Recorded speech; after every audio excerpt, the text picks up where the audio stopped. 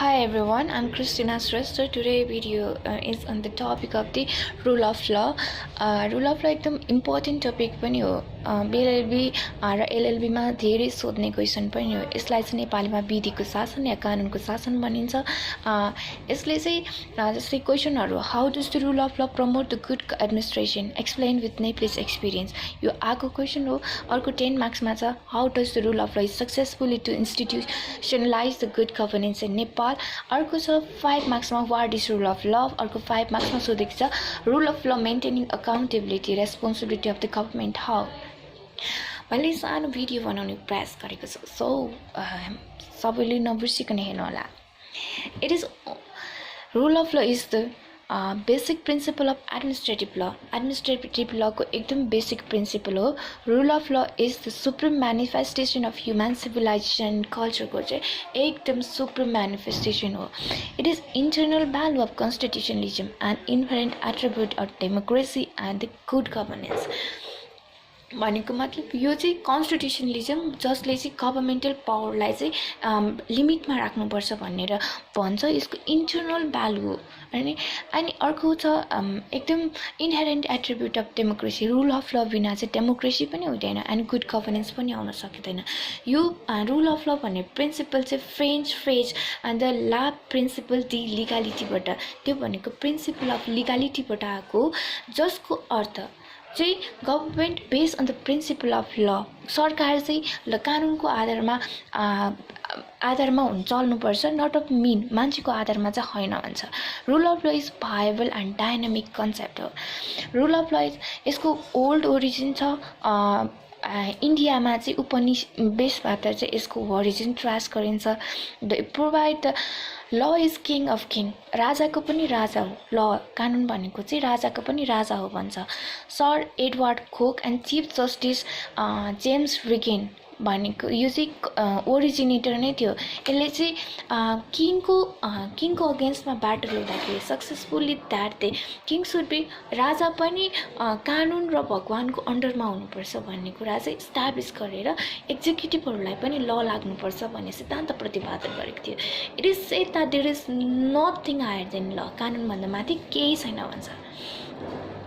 एभी राइसीले चाहिँ कोकको थ्योरीलाई, क्लासिकल थ्योरीलाई एडभान्स गरेर the constitution, the law and the constitutions publish गर्यो 1885 मा. डाइसी एकदम इन्डिभिजुअलिस्टिक थियो. उसले रुल अफ लको कन्सेप्ट बारेमा लेखेको छ जुन चाहिँ एउटा the golden Victoria era of laissez-faire in इङ्ल्यान्डमा चलिरहेको थियो. That's why the Dicey concept of rule of law contemplate the action of डाइसीले चाहिँ वाइड डिस्क्रिसनरी पावर चाहिँ गभर्नमेन्ट अफिसियलमा हुनु हुँदैन भन्ने कुरा चाहिँ बोल्छ. रुल अफ ल भनेको चाहिँ मान्छेले शासन गर्ने भन्दा विपरीत शब्द हो. मोस्ट अफ अटोक्रेटिक कन्ट्रीमा चाहिँ एउटा गभर्नमेन्टलाई कानुनकै अधीनमा राखेर पनि मोनार्की लगाइन्छ. त्यो भनेको चाहिँ रुल अफ ल हुँदैन. Therefore the rule of law mean the rules which is based on the principle of, यो चाहिँ कुन प्रिन्सिपलमा बेस हुनुपर्छ भन्दाखेरि principle of freedom, equality, non discrimination, fraternity, accountability and non arbitrariness. And is certain, regular and predictable, using the words law in this sense of just and lex both. In absence of the rule, in the sense of rule of law is an idol. यो सेन्समा चाहिँ एकदम धेरै idol. यसलाई चाहिँ natural ल पनि भनिन्छ. Roman पिरियडमा चाहिँ यसलाई जस्ट नेचुरली भनिन्थ्यो. मेडिभलिस्ट टाइममा यसलाई चाहिँ ल अफ गड भनिन्थ्यो. हब्स, लक, रुसोले यसलाई सोसियल कन्ट्र्याक्ट पनि भनेको छ. अहिले चाहिँ मोडर्न टाइममा यसलाई नेचुरल ल र रुल अफ ल भनिन्छ. डाइसीले चाहिँ रुल अफ लको तीनवटा कन्सेप्ट दिएको छ. फर्स्ट कन्सेप्ट भनेको सुपरमेसी अफ ल. रुल अफ लमा चाहिँ एब्सोल्युट सुपरमेसी अफ रेगुलर ल हुनुपर्छ, जसले चाहिँ आर्बिट्रेरी पावर भनेको निरङ्कुश शासन र एउटा गभर्नमेन्ट अफिसियलमा दिने विशेष अधिकार को चाहिँ अगेन्स्टमा बोल्छ. अकर्डिङ टु दिस थ्योरी एउटा मान्छे चाहिँ यस्तो कुरामा पनिस हुनसक्छ, यस्तो कुरामा अरेस्ट हुनसक्छ इफ हि ब्रेक्स ल. उसले कानुन तोड्यो भने मात्रै ऊ चाहिँ अरेस्ट हुनसक्छ, पनिस्ड हुनसक्छ. इन द वर्ड्स जहाँ चाहिँ डिस्क्रिसनरी पावर हुन्छ त्यहाँ चाहिँ त्यहाँ चाहिँ there will be ground for the arbitrariness हैन त्यो चाहिँ मोनार्की हुन सक्छ राजतन्त्र हुन सक्छ भन्ने भन्छ हैन जसले चाहिँ लिगल फ्रिडमलाई चाहिँ इन्सेक्योर गर्दिन्छ वार्डेको अनुसार अकर्डिङ टु वार्डे गभर्नमेन्ट चाहिँ एउटा लको विषयवस्तु हुनुपर्छ नट कि एउटा कानुन चाहिँ गभर्नमेन्टको विषयवस्तु चाहिँ बनाउँदैन the according to Wade the rule of law require that the government should be subject of law rather than the law subject to government यो डक्ट्रिन अनुसार एउटा मान्छे अरेस्ट पनिस्ड गर्नलाई उसलाई due process of law ordinary कोडबाट चाहिँ ordinary लबाट चाहिँ उसलाई ड्यू प्रोसेस अफ ल गरेर पनिस एन्ड अरेस्ट गर्न सकिन्छ बाइ दिस यो जस्टिसहरू चाहिँ नोन प्रिन्सिपलबाट गर्नुपर्छ डिस्क्रिसनले चाहिँ मान्छेलाई त्यो in the absence of discretionary पावरमा चाहिँ रुल अफ ल हुन सक्छ भन्छ सेकेन्ड प्रिन्सिपल छ इक्विटी बिफोर ल डाइसीले के भन्छ भने equality before law to the ordinary law land as administered by ordinary court भनेको एडमिनिस्ट्रेटिभ बडिजहरूलाई पनि अर्डिनरी कोर्टबाट नै डिस्प्युट सेटल गर्न दिनुपर्छ यो भनेको यो होइन कि the law must be in the same for everybody irrespective of function and service कानुन चाहिँ सबैको लागि बराबर हुनुपर्छ उनीहरूको काम कारबाही या उनीहरूले दिने सेवा लाइक कुनै पनि विषयलाई नछुटाइकन त्यो सबैलाई चाहिँ इक्वल हुनुपर्छ Dicey insist that the government officer must be under the same liability for an act done without legal justification as private individual जसरी प्राइभेट इन्डिभिजुअललाई एउटा मान्छेलाई एउटा व्यक्तिलाई एउटा कमन पिपललाई चाहिँ त्यो कानुन लाग्छ नि त्यसै गरी नै गभर्नमेन्ट अफिसर्सहरूलाई पनि त्यही कानुन लाग्नुपर्छ all person should be subject of same law सबै पर्सन चाहिँ एउटै कानुनको चाहिँ सब्जेक्ट हुनुपर्छ त्यो should not be separate tribunals अर्को छुट्टै सेपरेट ट्रिब्युनल्स हुँदैन अनि स्पेसियल कोर्ट फर गभर्नमेन्ट अफिसियल्सहरूलाई चाहिँ उ गर्ने डिस्प्युट सेटल गर्ने छुट्टै बडिज हुँदैन अरू अथोरिटिज हुँदैन he criticize the French legal system उसले चाहिँ ड्रोइड एडमिनिस्ट्रेसनमा जहाँ चाहिँ स्पेसियल ट्रिब्युनल्स एडमिनिस्ट्रेटिभ बडिजहरूको डिस्प्युट सेटल गर्नुको लागि स्पेसियल ट्रिब्युनल हुन्छ त्यसलाई चाहिँ उसले क्रिटिसाइज गरेको छ उसको थर्ड प्रिन्सिपल भनेको जज made constitutions the unwritten constitution of the law of land भनेको छ डाइसीले के भन्छ भने many countries such as the right to personal liberty freedom from arrest are guaranteed by the written constitution but in England it is not so भनेको धेरै उसमा चाहिँ धेरै कन्ट्रीमा चाहिँ धेरै फन्डामेन्टल राइट्सहरू चाहिँ कन्स्टिट्युसनमा अट्याच गरेको ग्यारेन्टी गरेको हुन्छ तर इङ्ल्यान्डमा त्यस्तो छैन those rights are the result of judicial decision in concurrent case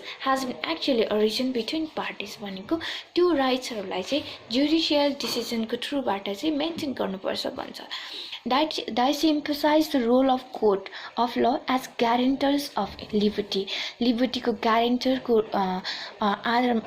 को मेन कुरा चाहिँ कोर्ट हो भनेर डाइसीले मान्छ एप्लिकेसन यो लको एप्लिकेसन भनेको the doctrine of rule of law is applied in concrete cases धेरै कन्क्रिट केसमा चाहिँ लाग्छ in the case of the Kesavananda Bharati versus state of Kerala the rule of law was considered as an aspect of doctrine on the basis of structures of constitution which every plenary power of parliament cannot be reach and amended भनेको छ यसको मेरिटहरू यसको rule of लको मेरिटहरू चाहिँ rule of law proved to be an effective and powerful weapon keeping administrative within their limits भनेको एउटा weapon भएको छ एउटा इन्स्ट्रुमेन्ट भएको छ जसले एडमिनिस्ट्रेटिभ अथोरिटिजहरूलाई आफ्नै लिमिटभित्र राख्न सक्छ it serve as a touchstone to test all the administrative एक्सनहरूलाई टेस्ट गर्नुको लागि चाहिँ यसले मेन भूमिका खेलेको छ the broad principle of rule of law was accepted by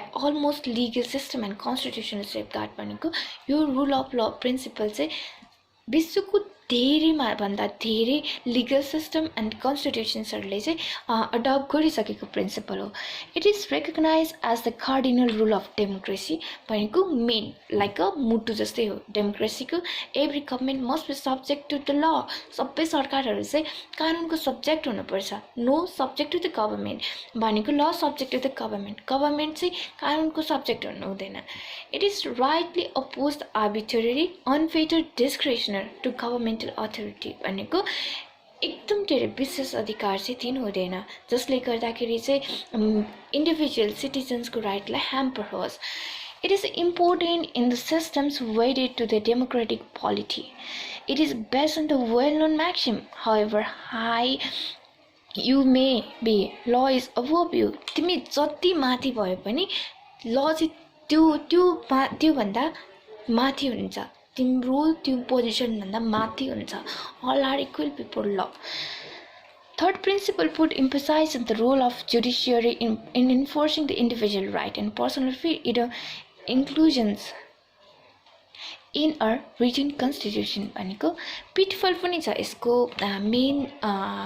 main यसको नराम्रो पक्ष पनि छ. त्यस विकनेस अर पिटफल पनि छ. It has been said that the rules initiated by Dicey and accepted in English legal system was result of political struggle not a logical deduction from the rule of law. के पनि भन्छ भने डाइसीले चाहिँ एउटा political स्ट्रगलको फेजलाई describe गरेको छ नि. यो चाहिँ लजिकल कुरा होइन भन्छ. रुल अफ ललाई कसरी क्रिटिसाइज गरेको छ भन्दाखेरि फर्स्टमा चाहिँ the criticise on the ground that Dicey equated supremacy of law with absence of not only arbitrary power but even the discretionary power. उसले के भन्छ भने only चाहिँ arbitrary power absence हुन्छ मात्रै भनेको छैन. उसले discretionary powerलाई पनि absence गर्नुपर्छ भनेको छ.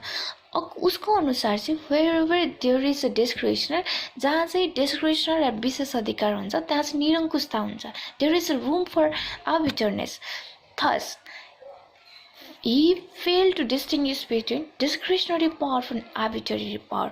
के भन्छ भने उसले चाहिँ विशेष अधिकार र निरङ्कुशतालाई चाहिँ डिस्टिङ्ग्विस गर्न सकेको छैन.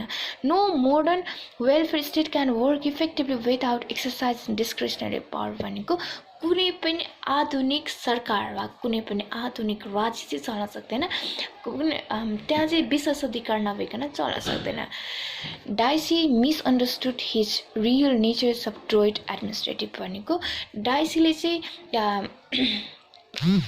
Real nature of administrative droit एडमिनिस्ट्रेटिभको रियल नेचरलाई चाहिँ मिसयुज गरेको छ.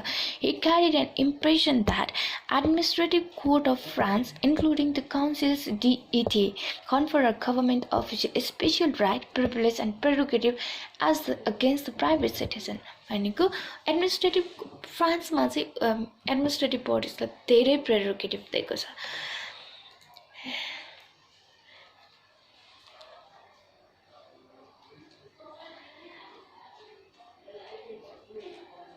Thank you.